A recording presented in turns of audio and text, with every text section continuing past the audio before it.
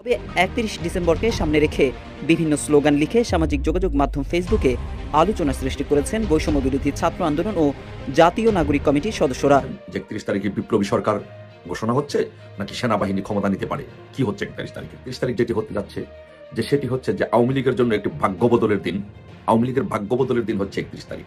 BNP যেমন খুব সতর্ক প্রতিক্রিয়া দিচ্ছে, তারা সরাসরি এখনই মন্তব্য করতে চায় না। কি ঘোষণা আসে এবং তার প্রেক্ষিতে তারা কি বক্তব্য দেবে সেই বিষয়ে তারা আগাম কিছু বলতে চাচ্ছে না। জুলাই গণ অভ্যুত্থান কিংবা বিপ্লব যেটা হয়েছে, এই বিপ্লবের নেতৃত্ব দিয়েছে এই 15 বছর, 16 বছর, 17 বছরের সন্তানেরা। এই সচিবালয়ে আগুন লাগার পরে কয়েকটা ঘটনা কিন্তু অপ্রত্যাশিতভাবে ঘটছে। শেখ হাসিনার যে ছবি ওটা মুছে ফেললো, এটা মোছার কারণ কি? এটা মুছলো কেন? কারণ বাংলাদেশের মানুষের ফোকাস হচ্ছে ৩১শে ডিসেম্বর। দর্শক, বর্তমানে দেশের পরিস্থিতি কেমন আপনারা সকলেই জানেন, নতুন করে আর কিছুই বলার নেই। ইতিমধ্যে সমন্বয়ক সার্জিস হাসনাত সহ সমন্বয়কের পুরো টিমের সকল ধরনের চাঞ্চল্যকর তথ্য ফাঁস হয়ে গেছে। তাদের পরিকল্পনা কি ৩১শে ডিসেম্বর নিয়ে? তাদের মূল রহস্য কি? ৩১ তারিখে তারা কি করতে চায়? দর্শক, এই বাংলাদেশকে কোথায় নিয়ে দাঁড় করাতে চায় পুরো বিশ্বের মুখে? সকল ধরনের গোপন তথ্য ইতিমধ্যে ফাঁস হয়ে গেছে। মহাবিপদে পড়তে চলেছেন সমন্বয়করা। ইতিমধ্যে সেনাপ্রধান কঠিন অ্যাকশনে ঘোষণা দিয়েছেন। ডক্টর ইউনূস কঠিনভাবে ক্ষিপ্ত হয়েছেন এই বৈষম্য বিরোধী ছাত্র আন্দোলনের টিমের উপর। যাই হোক, ভিডিওটি দেখলে আপনারা বিস্তারিত বুঝতে পারবেন। দর্শক, আপনারা মনোযোগ সহকারে ভিডিওগুলো সম্পূর্ণ দেখতে থাকুন। ঢাকায় একই দিন কর্মসূচি পালন করতে যাচ্ছে বাংলাদেশ ইসলামী ছাত্র শিবির ও বৈষম্য বিরোধী ছাত্র আন্দোলন। ৩১ ডিসেম্বর একই দিনে এই কর্মসূচি পালন করা হলেও আলাদা আলাদা সময় ও স্থানে পালিত হবে। তবে ৩১ ডিসেম্বরকে সামনে রেখে বিভিন্ন স্লোগান লিখে সামাজিক যোগাযোগ মাধ্যম ফেসবুকে আলোচনা সৃষ্টি করেছেন বৈষম্য বিরোধী ছাত্র আন্দোলন ও জাতীয় নাগরিক কমিটির সদস্যরা। উপদেষ্টা আসিফ মাহমুদ তার ব্যক্তিগত ফেসবুক থেকে লিখেছেন, কমরেডস নাও অর নেভার। আরেকটি পোস্টে আসিফ মাহমুদ লিখেন, ৩১ ডিসেম্বর শহীদ মিনার, ৩৬ জুলাই এসে মিলিত হোক ৩১ ডিসেম্বরে। এরপর লিখেন, প্রোক্লামেশন অব জুলাই রেভলিউশন। জাতীয় নাগরিক কমিটির সদস্য সচিব আখতার হোসেন লিখেন, এবছরই হবে ৩১ ডিসেম্বর ইনশাআল্লাহ। বৈষম্য বিরোধী ছাত্র আন্দোলনের আহ্বায়ক হাসনাত আবদুল্লাহ লিখেছেন, comrades 31 December now or never. পরে তিনি আরেক পোস্টে লিখেন, এটা মুজিববাদের কবরের ঘোষণা। এদিকে ছাত্র নেতাদের এমন পোস্টসমূহ আলোচনার জন্ম দিয়েছে। একদিকে ছাত্র শিবিরের কর্মসূচি এবং একই দিনকে কেন্দ্র করে ছাত্র নেতাদের ইঙ্গিতপূর্ণ পোস্ট, প্রশ্ন তৈরি হচ্ছে কি হচ্ছে ৩১ ডিসেম্বর। ছাত্র জনতার অভ্যুত্থানের পর থেকে প্রকাশ্য সাংগঠনিক কাজ শুরু করেছে ইসলামী ছাত্র শিবির। দলটির কেন্দ্রীয় প্রচার সম্পাদক সংবাদ মাধ্যমকে জানান, সম্মেলনের জন্য সোহরাওয়ার্দী উদ্যানে অনুমতি দেওয়া হয়েছে। তারা সেভাবেই প্রস্তুতি নিচ্ছেন। জানা গেছে, কেন্দ্রীয় সম্মেলন করবে ছাত্র শিবির। কর্মসূচি সফল করার মাধ্যমে রাজনৈতিক দলগুলোকে বড় বার্তা দিতে যাচ্ছে সংগঠনটি। এদিকে রাজধানীর কেন্দ্রীয় শহীদ মিনারে আগামী ৩১ ডিসেম্বর বেলা ৩টায় জুলাই বিপ্লবের ঘোষণাপত্র ঘোষণা করবে বৈষম্য বিরোধী ছাত্র আন্দোলন। আহ্বায়ক হাসনাত আবদুল্লাহ বলেন, আমরা চাই মুজিববাদী সংবিধানকে কবরস্থ ঘোষণা করা হবে। যেখান থেকে এক দফার ঘোষণা হয়েছিল, ঠিক সেই জায়গা থেকে মুজিববাদী ৭২-এর সংবিধানের কবর রচিত হবে। ঘোষণাপত্রে নাৎসিবাদী আওয়ামী লীগকে বাংলাদেশে অপ্রাসঙ্গিক ঘোষণা করার কথাও জানান তিনি। জুলাই বিপ্লবের ঘোষণাপত্রটি ৫ আগস্টের আগে না হওয়ার কারণে গণমাধ্যম, বুদ্ধিজীবী পাড়াসহ সব জায়গায় ফ্যাসিবাদের পক্ষে শক্তিগুলো ষড়যন্ত্র করে যাচ্ছে, যোগ করেন হাসনাত। জাতীয় নাগরিক কমিটির মুখ্য সংগঠক সার্জিস আলম বলেন, তারা বিশ্বাস করেন তাদের এই বিপ্লব যেমন ফ্যাসিস্ট বিরোধী সবাইকে ধারণ করতে পেরেছিল, এই ঘোষণাপত্র সবার আশা আকাঙ্ক্ষাকে ধারণ করতে পারবে। এর মধ্যে ঘোষণাপত্রের একটি খসড়া করা হয়েছে বলে জানান সার্জিস। এদিকে সাংবাদিকদের এক প্রশ্নের জবাবে হাসনাত বলেন, ঘোষণাপত্রে স্পষ্ট করা হবে মুজিববাদী সংবিধান কিভাবে গণমানুষের আকাঙ্ক্ষাকে বিনষ্ট করেছে এবং ঠিক কিভাবে তারা এটার রিপ্লেসমেন্ট করতে চান। তিনি যোগ করেন, সেকেন্ড রিপাবলিক আইনগত বিষয়। তবে বৈষম্য বিরোধী ছাত্র আন্দোলনের মুখ্য সংগঠক আব্দুল হান্নান বলেন, বৈষম্য বিরোধী ছাত্র আন্দোলনের পক্ষ থেকে তারা জুলাই বিপ্লবের ঘোষণাপত্র ঘোষণা করবেন। সেটা সংবিধানে যুক্ত করে সেকেন্ড রিপাবলিক করার দায়িত্ব সরকারের। বৈষম্য বিরোধী ছাত্র আন্দোলনের মুখপাত্র উমামা ফাতেমা বলেন, শেখ হাসিনার স্বৈরাচারী আমল থেকে বের হয়ে দেশ কেন জুলাই বিপ্লবের রূপ নিল, কিভাবে নিল, ৯ দফা থেকে ১ দফায় কেন আসতে হলো, ছাত্র জনতার আকাঙ্ক্ষা কী রূপ ছিল, এসব বিষয় নিয়ে জুলাই বিপ্লবের ঘোষণাপত্র পাঠ করবে বৈষম্য বিরোধী ছাত্র আন্দোলন। আসসালামু আলাইকুম। সবাইকে সালাম ও শুভেচ্ছা জানাচ্ছি। পৃথিবীর যে যে প্রান্ত থেকে দেখছেন সবাইকে সালাম, আসসালামু আলাইকুম। ৩১ তারিখে আসলে কি হতে যাচ্ছে বাংলাদেশে? অনেকে এটি নিয়ে আলোচনা করছেন যে ৩১ তারিখে বিপ্লবী সরকার ঘোষণা হচ্ছে নাকি সেনাবাহিনী ক্ষমতা নিতে পারে, কি হচ্ছে ৩১ তারিখে? আমি মনে করি যে ৩১ তারিখ যেটি হতে যাচ্ছে সেটি হচ্ছে যে আওয়ামী লীগের জন্য একটি ভাগ্য বদলের দিন। আওয়ামী লীগের ভাগ্য বদলের দিন হচ্ছে ৩১ তারিখ। সেদিনই আওয়ামী লীগ ঘুরে দাঁড়ানোর দিন। আওয়ামী লীগ ঘুরে দাঁড়াবে। কারণ 31 তারিখ যদি সমন্বয় একটা বিপ্লবী সরকার গঠন করে, এবং সমন্বয় একটা বিপ্লবী সরকার গঠন করতে চায়, কেন গঠন করতে চায়? কারণ সমন্বয়কদের এবং উপদেষ্টাদের যদি বাঁচতে হয়, একমাত্র রাস্তা তাদের কাছে খোলা আছে বিপ্লবী সরকার গঠন করে তাদের ক্ষমতাকে দীর্ঘায়িত করার।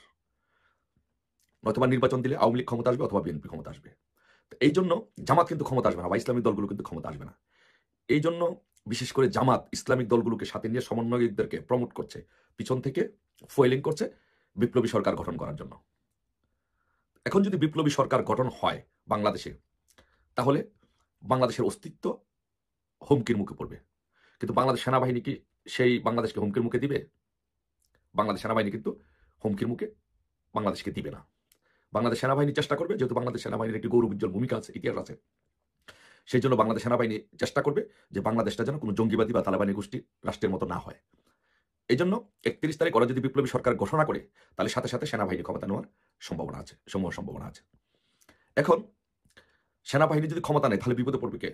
বিপদে পড়বে উপদেষ্টারা, সমন্বয়করা এবং বিএনপি। কিন্তু আওয়ামী লীগের জন্য সেদিন হবে ঘুরে দাঁড়ানোর দিন।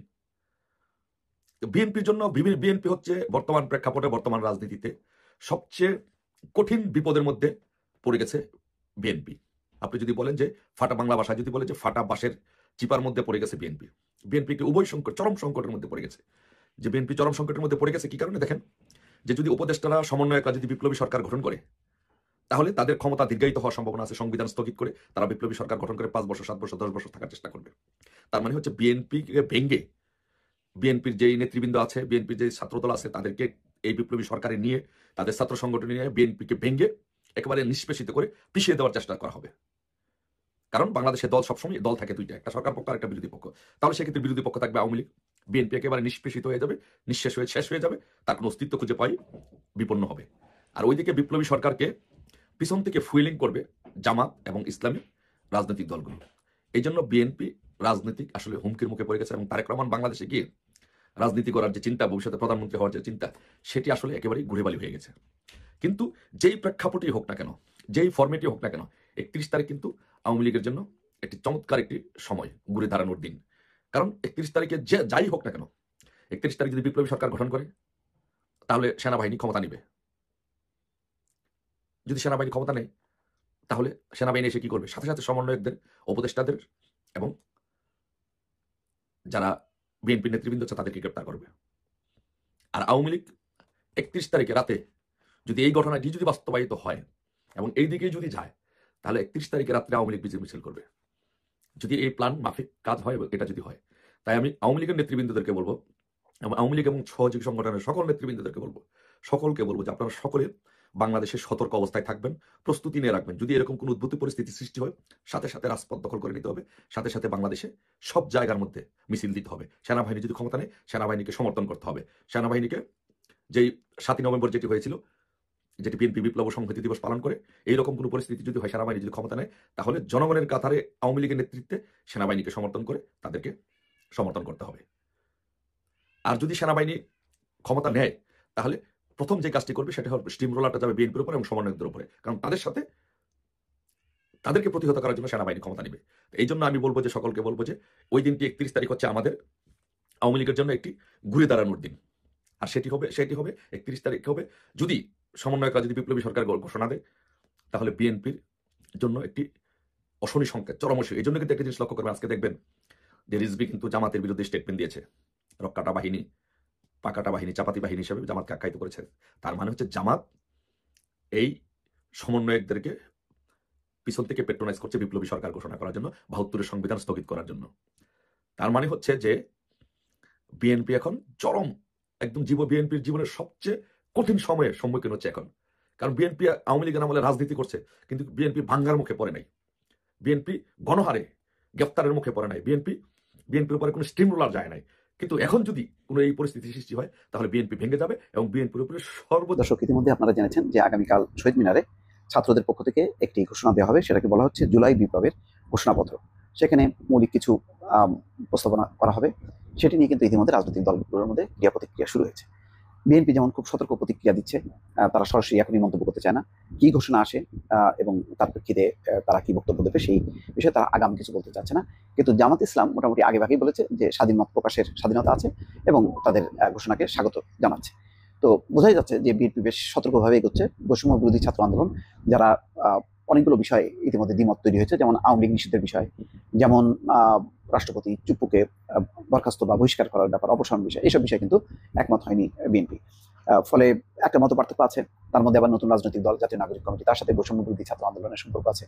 এই নাগরিক কমিটি গঠনের ব্যাপারে বা একটি রাজনৈতিক দল গঠনের ব্যাপারে রুহুল কবির রিজভী ইতিমধ্যে বলেছেন যে রাষ্ট্রীয় গোয়েন্দা সংস্থা একটি রাজনৈতিক দলকে সংগঠিত করছে, বিএনপিকে ভাঙার চেষ্টা করছে এবং আগামী নির্বাচনে তাদেরকে জেতানোর চেষ্টা করছে।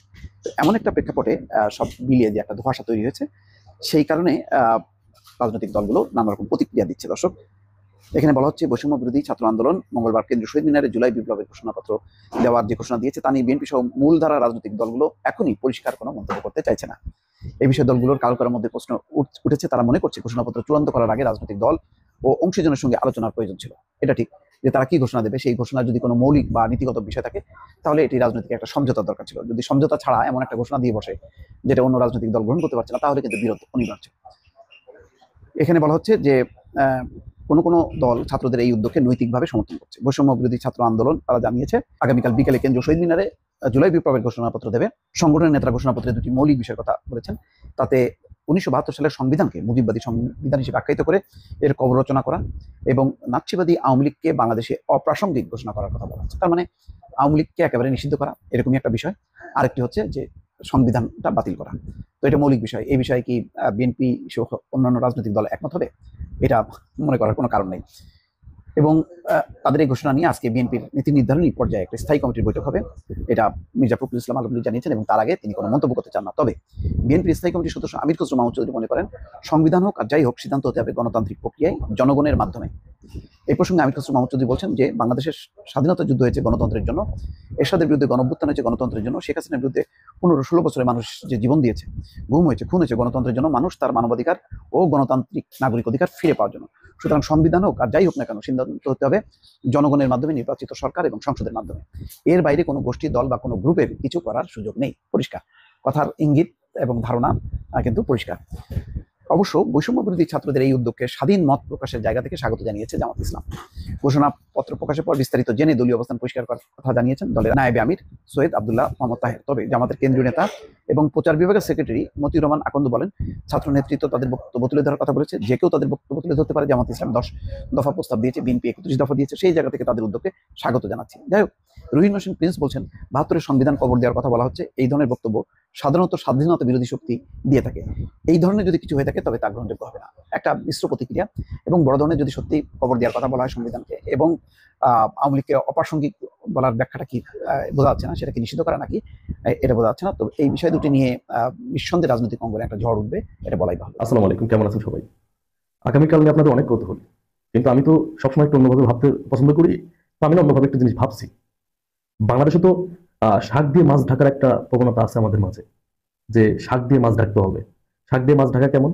আপনারা দেখেন, এই সচিবালয়ে আগুন লাগার পরে কয়েকটা ঘটনা কিন্তু অপ্রত্যাশিতভাবে ঘটছে। শেখ হাসিনার যে ছবি ওইটা মুছে ফেললো, এটা মোছার কারণ কি? এটা মুছলো কেন? কারণ বাংলাদেশের মানুষের ফোকাস হচ্ছে 31শে ডিসেম্বর, এটাতে ফোকাস। হঠাৎ করে শেখ হাসিনার ছবি মোছা মানে কি? বাংলাদেশের জনগণকে ওইখানে নিতে চাইছিল ছবির উপর, যেটা তোমার জুতা ধরে রাখছিল, এই ছবিটার উপর নেওয়ার কথা ছিল। কিন্তু কেন নিছে? বাংলাদেশে শেখ হাসিনা ইন্ডিয়া কিছু টেস্ট কেস চালাইতেছে, দেখে কিভাবে নেয়।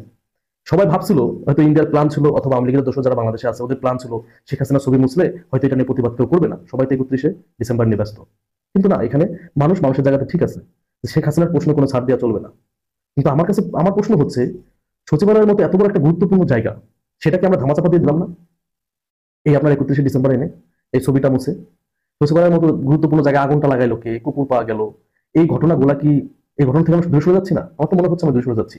সচিবালয় থেকে এখন আমরা চলে গেছি কেন্দ্রীয় শহীদ মিনার 31শে ডিসেম্বর, আমরা চলে গেছি ছবি মোছার ওইখানে। কেন? কারণ এটা ইম্পর্টেন্ট বেশি হয়ে গেছে। কেউ সচিবালয় নিয়ে কথা বলতেছে না। সচিবালয়ের মতো গুরুত্বপূর্ণ জায়গায় সিসিটিভির ফুটেজ গুলা কোথায় গেল, এটা নিয়েও কেউ প্রশ্ন তুললো না। তাহলে আমরা কি ধরে নেব না যে এটা সম্পূর্ণ পরিকল্পিত ছিল, যে শাক দিয়ে মাছ ঢাকবো? শেখ হাসিনা যেটা বিগত সময় করছে, রাসেল ভাইপার দিয়ে ইন্ডিয়াকে করিডোর দিয়ে আসলো, দেখছিল না? তারপরে ছাত্র আন্দোলন আসলো, ছাত্র আন্দোলন ঢাকার জন্য অনেকগুলো গুজব মাঠে ছাড়ছিল, সেটা কাজ হয়নি। এই ছাগল কাণ্ড, তারপরে হচ্ছে আপনার আরো অনেক কিছু। এই যে আপনার ড্রাইভারের, মনে আছে আপনাদের? মনে আছে, আমাদের মনে আছে এই জিনিসগুলো, কারণ এই জিনিসগুলো তো দেখে আসছি। তো আমার কাছে কেমন যেন মনে হইতেছে 31শে ডিসেম্বর প্লাস শেখ হাসিনার ছবি মুছে ফেলা, এই সম্পূর্ণ কিছুই সচিবালয় ঘটনাকে ধামাচাপা দেওয়া, এটা ছাড়া কিছু না। সচিবালয় ঘটনাকে আমরা ধামাচাপা দিচ্ছি, আমরা সচিবালয় থেকে দূরে সরে যাচ্ছি। সচিবালয়ের মতো গুরুত্বপূর্ণ জায়গায় আগুন লাগার থেকে গুরুত্বপূর্ণ কিন্তু শহীদ মিনার না, 31শে ডিসেম্বর না। শহীদ মিনারের আপনার সচিবালয়ে আগুন লাগার থেকে গুরুত্বপূর্ণ কিন্তু শেখ হাসিনার ছবি মুছা না। শেখ হাসিনার ছবি মুছছে, শেখ হাসিনার ছবি আর টাকা হয়ে গেছে, সবাই জুতাও মারছে আজকে। কিন্তু সচিবালয়ে যে নথিপত্রগুলো পড়ছে সেগুলোকে আপনি ফিরিয়ে আনতে পারবেন? পারবেন না। তো ভাই আপনারা যাই করেন, পয়েন্টে থাকেন, সচিবালয় থেকে দূরে সরে যায় না। সচিবালয়ে আগুন লাগায় লোকে, জাতির হৃৎপিণ্ডে, যেটাকে দেশের হৃৎপিণ্ড বলা হয়, সেখানে আগুন লাগায় লোককে, এটা জানতে হবে। কেবল তো একটা বিল্ডিং এ আগুন লাগছে, কালকে আরেকটায় লাগলে আপনি কি করবেন? কারণ এইটার সঠিক তদন্ত তো এখনো পাইনি আমরা। যেখানে সিসি ক্যামেরা আছে, সবকিছুই আছে, ফুটেজ তাই কেউ সংগ্রহ করতে পারলো না, এটা নিয়ে কেউ কথাও বললো না। এবং আমাদের যে উপদেষ্টা আসিফ মাহমুদ, সেও 31শে ডিসেম্বর নিয়ে পোস্ট করতেছে। তো ভাই যাই করেন, লক্ষ্য থেকে সরে যায় না। সচিবালয় আগুনকে লাগাইছে, সচিবালয় কি ঘটছে না ঘটছে এটা জানতে চাই, এটা আমাদের জানা জরুরি। 31শে ডিসেম্বর আমাদের জন্য জরুরি না, শেখ হাসিনার ছবি আবার আঁকা এটাও জরুরি না। জরুরি হচ্ছে সচিবালয় আগুনকে লাগাইছে। বাংলাদেশে নতুন করে আলোচনা শুরু হয়েছে যে ভোটাধিকার প্রয়োগ করার বয়স কত হওয়া উচিত। কেউ বলছেন পুরানো সিস্টেমের 18 বছরই থাকতে হবে, কেউ বলছেন নতুন করে 17 বছরের যারা নাগরিক রয়েছেন, আমাদের বর্তমান প্রজন্মের, তরুণ প্রজন্মের মানুষরা রয়েছেন, তাদেরকে সংযুক্ত করতে। আর আমি বলছি 15 বছর থেকে বাংলাদেশের ভোটাধিকার প্রয়োগের বিধান করে নতুন আইন করা উচিত। এই কথাটার মধ্যে কেন আমি 15 বছর বললাম, কেন 18 বছর নয়, 17 বছর নয়, ডাইরেক্ট 15 বছর চাচ্ছি, সে বিষয়টাই আমি আপনাদেরকে বুঝিয়ে বলার চেষ্টা করছি। আপনারা জানেন যে আমরা মনে করি তাকেই সুস্থ মস্তিষ্কের মানুষ, যে বুঝবে যে তার জ্ঞান বুদ্ধি দিয়ে যে কাকে ভোট দেওয়া উচিত, সে পাগল নয়, সে কোনো ধরনের ভুল সিদ্ধান্ত নেবে না, রাষ্ট্র সম্পর্কে তার জ্ঞান থাকবে, এরকম বয়স ধারণ করি আমরা সাধারণত মনে করি 18 বছর বয়স হলে মানুষটা পরিপূর্ণ হতে পারে, তিনি একজন ভোটাধিকার প্রয়োগ করে জনগণের রায় দিতে পারেন, নিতে পারেন। কিন্তু আমি দেখলাম গত 16 বছর পর্যন্ত আমরা 18 বছরধারী, 50 বছরধারী, 60 বছরধারীরা যেটা করতে অক্ষম হয়েছি, সেটা 24-এর গণ অভ্যুত্থানে মাত্র 15 বছর 14 বছরের সন্তানেরা সেই কাজটি বাংলাদেশের জনগণের সামনে দেখিয়ে দিয়েছে, করে দিয়েছে। এবং প্রমাণ হিসাবে আপনারা দেখছেন এখনও বাংলাদেশে প্রায় 40-50 হাজার অসুস্থ যারা রয়েছেন, হসপিটালের বেডে কাতরাচ্ছেন, ঠ্যাং নেই, পা নেই, হাত নেই, চক্ষু নেই, তারা প্রত্যেকেই এই 15 বছর, 16 বছর, 17 বছরের সন্তানরা। বেশিরভাগ ক্ষেত্রেই তাদেরকে দেখবেন। জুলাই গণ অভ্যুত্থান কিংবা বিপ্লব যেটা হয়েছে, এই বিপ্লবের নেতৃত্ব দিয়েছে এই 15 বছর, 16 বছর, 17 বছরের সন্তানেরা। এবং এই ভাই বোনেরা তারা যখন রাস্তায় আন্দোলন করেছে, তাদের জীবনের রক্তবিলি করেছে, তাও আধিক্যের দিক থেকে এই বয়সের সন্তানেরা বেশি মৃত্যুবরণ করেছে। যারা মৃত্যুবরণ করেছে তার সংখ্যা প্রায় 2000। যারা শেখ হাসিনার মতো একজন নেত্রীকে, যিনি বাংলাদেশে 16 বছর অবৈধ পথে ছিলেন, প্রশাসন থেকে শুরু করে সবকিছু তার নিয়ন্ত্রণে ছিল, সেই নেত্রীকে তাড়াতে যারা পেরেছেন ঢাকার রাজপথে নেমে, শুধু ঢাকাকেই তারা স্বাধীন করেন নাই, শেখ হাসিনা মুক্তই বাংলাদেশ করেন নাই, বরং ভারতীয় আধিপত্যবাদের বিরুদ্ধে তারা লড়াই করে ভারতের গালের উপরে চটপাকাত করে দিয়েছে। সেই সন্তানেরা তো আর অবুঝ কোনো সন্তান নয়, সেই সন্তানেরা তো বাংলাদেশের রাজনীতি সম্পর্কে জ্ঞান রাখে না এমন কোনো মানুষ নয়। নিশ্চয়ই তারা জ্ঞান, তার বুদ্ধি, তার পরিপক্কতা ওই লেভেলে গিয়েছে বাংলাদেশের ক্ষেত্রে, যে তারা আজকের শেখ হাসিনার মতো মানুষকে তাড়াতে পেরেছে, ভারতের আধিপত্যবাদ থেকে বাংলাদেশকে রক্ষার জন্য আন্দোলন করতে পেরেছে। সকল আন্দোলন সংগ্রামের কৌশলের চাইতে ভিন্ন কৌশলে তারা বাংলাদেশে আন্দোলন করে সফল হয়েছে। তাহলে আমার যে ব্যক্তি এত গৌরব অর্জন করলো, তাকে আমি কেন ভোটাধিকার প্রয়োগের ক্ষেত্রে ভিন্ন জায়গায় রাখবো? যেই লোকটি হাসিনাকে তাড়াতে পারলো, ভারতকে তাড়াতে পারলো, তার কি অধিকার নাই যে কোন ব্যক্তি বাংলাদেশের রাষ্ট্র ক্ষমতায় বসবে কি বসবে না, কি এমপি হবে কি হবে না? তো তার তো দর্শক, আপনারা বিস্তারিত প্রতিবেদনগুলো দেখতে পারলেন বর্তমান দেশের পরিস্থিতি নিয়ে এবং খুবই আলোচিত 31শে ডিসেম্বর নিয়ে। দর্শক, এরই মধ্যে সমন্বয়ক সার্জিস আলম ঘোষণা দিয়েছেন। 31শে ডিসেম্বরে ঘোষণাপত্রে নিয়ে যা বললেন সমন্বয়ক সার্জিস আলম, বৈষম্য বিরোধী ছাত্র আন্দোলনের অন্যতম সমন্বয়ক এবং জুলাই শহীদ স্মৃতি ফাউন্ডেশনের সাধারণ সম্পাদক ও জাতীয় নাগরিক কমিটির মুখ্য সংগঠক সার্জিস আলম বলেছেন, 31শে ডিসেম্বর ঘোষণাপত্রটি লিখিত দলিল হিসেবে থাকবে।